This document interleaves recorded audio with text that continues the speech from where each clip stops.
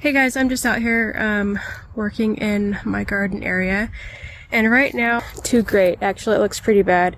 This is what it looks like. I've been wanting to get out here for some time. I've been mowing this morning, and yesterday wait, no, not yesterday, like the day before. I started in here by getting some mulch in my new greenhouse, and this half-finished greenhouse was started last year, and hopefully I can finish it this year. But we bought this place a couple years ago, and it was already in pretty rough shape, and I've only had the dreams to go ahead and get it cleaned up over time. But sometimes those dreams, that's all they are. They're just a dream. It's not anything that you can really act on. And you know, the reason why I'm out here today, and the reason I've been out here lately, is because I realized that if I want any of those dreams to actually come true, I'm actually going to have to get up and put some effort into making them happen. And you know, honestly, I probably wouldn't even be out here trying to clean up this mess in the garden unless I had been forced into it, because you know, in all honesty, I've actually been trying to purchase a business, and in the end, it turned out, after making 3 different offers, it turned out that the business owner just wasn't ready to sell. So I'm kind of bummed that I spent time doing that, and I got, you know, some hopes built up, and I dreamt about what it could have been built to, and that's okay. But now I've got to find something else to do. And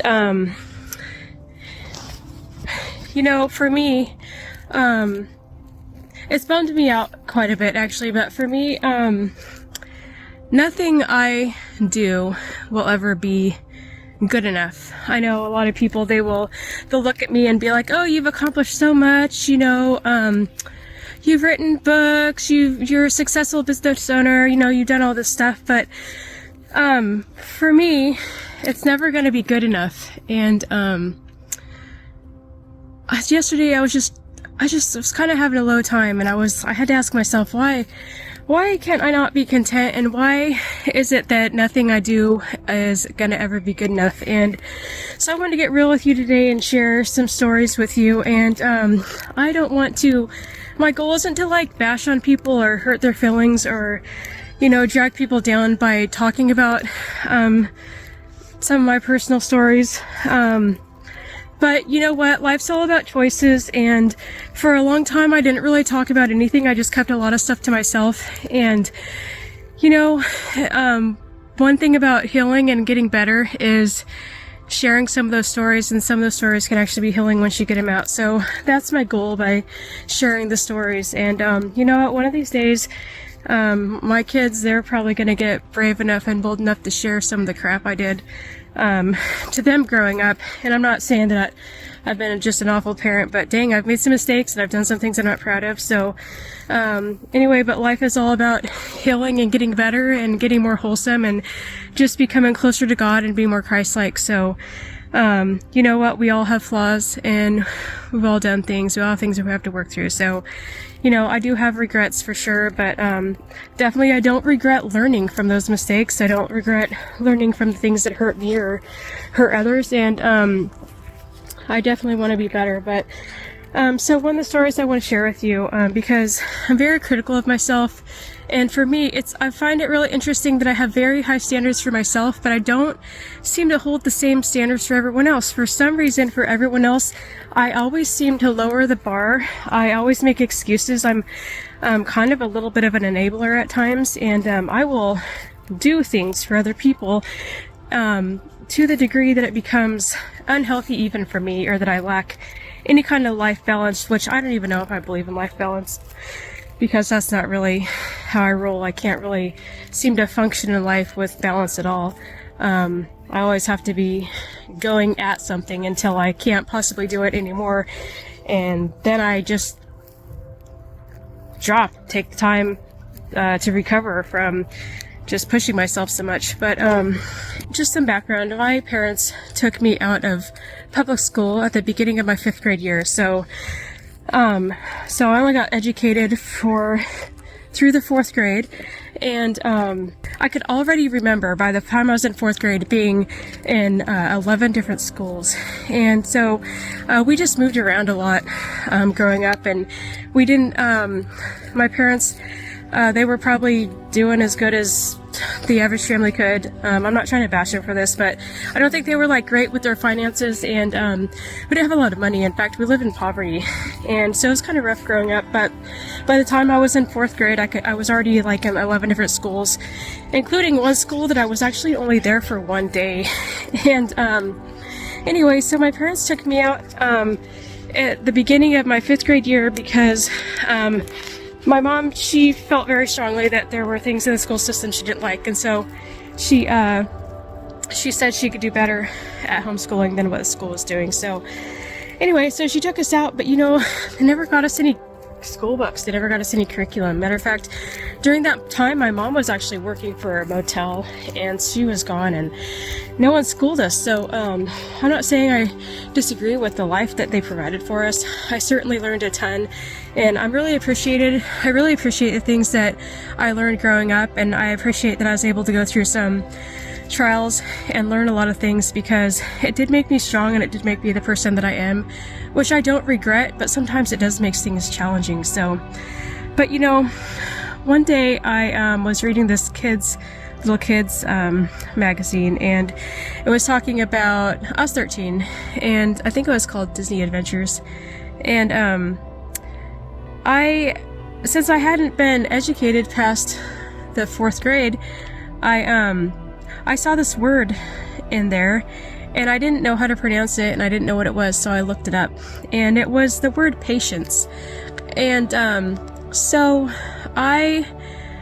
but I didn't know how to pronounce it. So of course I knew I had heard the word patience before, but I didn't connect the dots that the word I was actually trying to read was patience, and I thought it was the word pantient. And so one time, my mom and I were in an argument, and she was yelling at me, and I told her she needed to be pantient. And she looked at me and started laughing at me and mocking me for not being able to say the word patience right. And like I said, at the time, I didn't know that the word patience was pantient. And so she was like, "You mean patience?" You know, and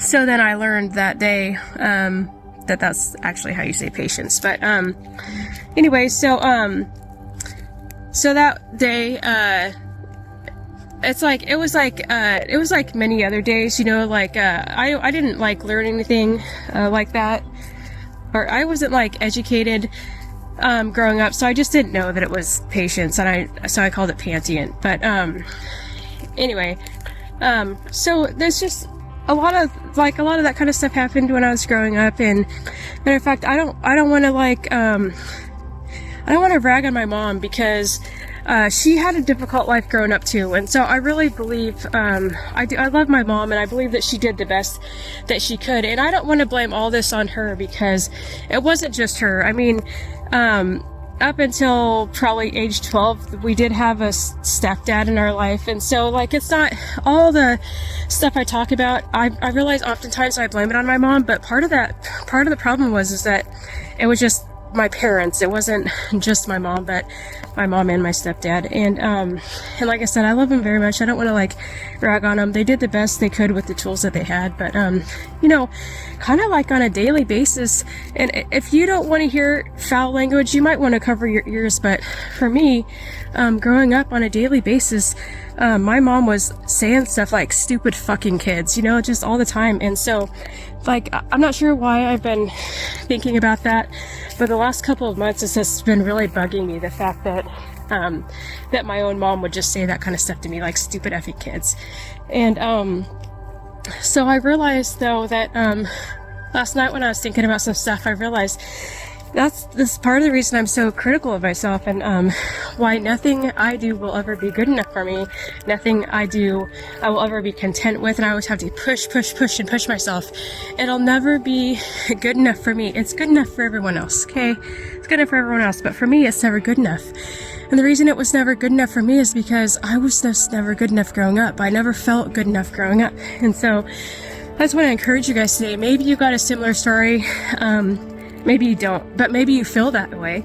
Maybe you feel like nothing you do is ever good enough, but I just want to tell you that what you do is good enough. And we're not very honest with ourselves. We don't see ourselves the way that God sees us. We don't see ourselves the way that everyone else sees us. And we need to start looking at ourselves through the lens of Christ, because that is the only way we're going to get an accurate picture. And you know what?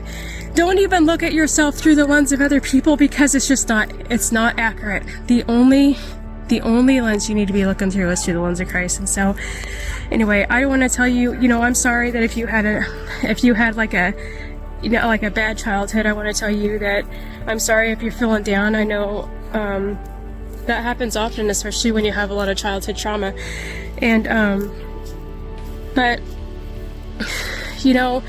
don't let your feelings dictate your choices in life. Don't let it dictate your mood. And like I said, I wouldn't even be out in this messy garden if I didn't have to be. I'd be literally working on business plans right now, but I'm at a dead end. And you know what? I spent half the morning sitting on the couch, half drowsy and half depressed because I was so bummed about stuff and not feeling good enough. And so I just want to encourage you guys today, if you're feeling that way, you know what? Just get up and do something. Like gardening, I love the flowers and I love things that comes through it, and I do love gardening and stuff, but that's not really what I wanted to do right now. And it kind of feels like I'm just kind of being forced into doing something that I didn't want to do, but even though it's something that needed to be done. And so if you just get up and start doing that thing that maybe you've been putting off, you're going to appreciate it later. You're going to feel proud of yourself later. It's going to get you out of your bum mood. You're going to feel better about yourself. So anyway, I hope this encourages you guys. Just remember, look at yourself through the lens of Christ. And you're having a bum moment. It's okay to feel those emotions. It's okay to feel them. But don't sit there and wallow in it for too long. Get up and do something about it, even if it's something you've just been putting off. It doesn't have to be garden work. It could be anything. Go paint a wall, Go find something to do. Go rake up some leaves or do the dishes that have been sitting there for a couple days. Anyway, I hope this encourages you guys. I'll talk to you later. Bye.